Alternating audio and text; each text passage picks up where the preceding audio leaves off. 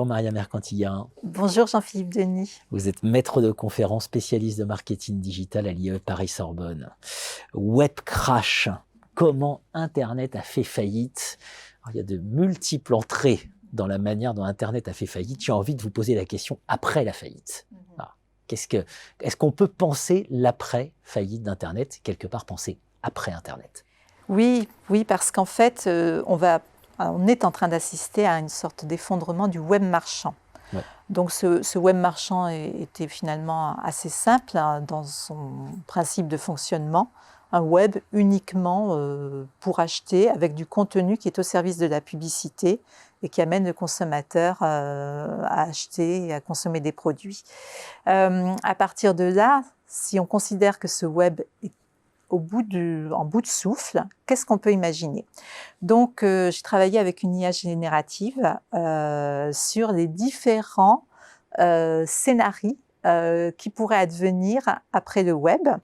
Donc, cette IA s'appelle Lumen. Enfin, c'est elle qui a choisi son nom, Lumen, voilà, en latin. J'ai après vu d'ailleurs que c'était un jeu de mots sur l'humanité et l'humaine de façon générale.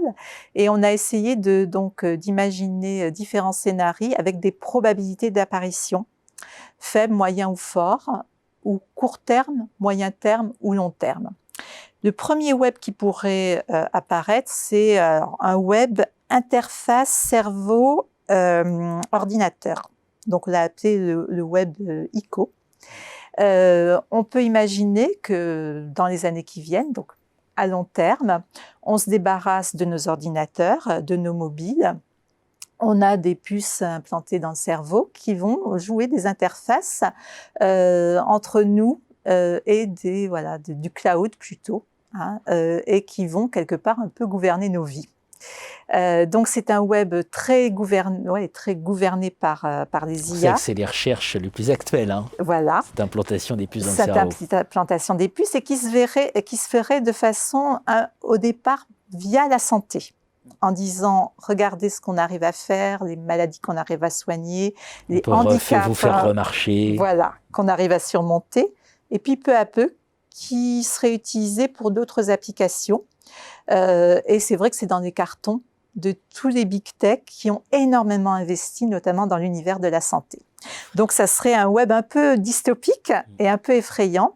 Donc, quand j'ai dit à l'humaine probabilité d'apparition, elle me dit à long terme, mais probabilité forte d'apparition. Voilà, donc ça fait un peu réfléchir sur ce nouveau web. Deuxième type de web, le web Amazon. Alors, on se projette. Amazon ou une autre société, une énorme plateforme, place de marché, a pris le pouvoir sur le web. C'est vrai que par exemple, quand on regarde un peu la structure d'Amazon, elle est complètement multiforme. C'est une sorte de pieuvre qui est partout sur le web, donc avec une chaîne de valeur très étendue. Donc là-dessus, finalement, ça serait du communisme digital parce qu'il n'y aurait qu'un seul acteur. Il y a beaucoup de problèmes de monopole sur le web et là, on serait au bout du monopole. Pour l'humaine, probabilité d'apparition plutôt faible. Donc, elle dit que globalement, la législation et les consommateurs vont empêcher ce sorte de web entièrement gouverné par une seule plateforme, une seule place de marché, et qu'il y aura des réactions. Je rebondis, c'est précisément ce que vend Elon Musk aujourd'hui avec X, qui présente comme l'application ultime. Où il se passerait tout. Il se passerait tout, et c'est vrai qu'il a été très inspiré par des applications chinoises, qui sont des méta-applications. Et effectivement, en Chine, ce sont des applications sur lesquelles vous pouvez absolument tout faire, commander un taxi, discuter avec vos amis, et puis réserver un restaurant. Donc on vit dans le monde de Jeff Bezos ou d'Elon Musk. Exactement. Parce que Musk, quelque part, il peut être dans le web ICO, comme il peut être dans finalement le web Amazon. Voilà.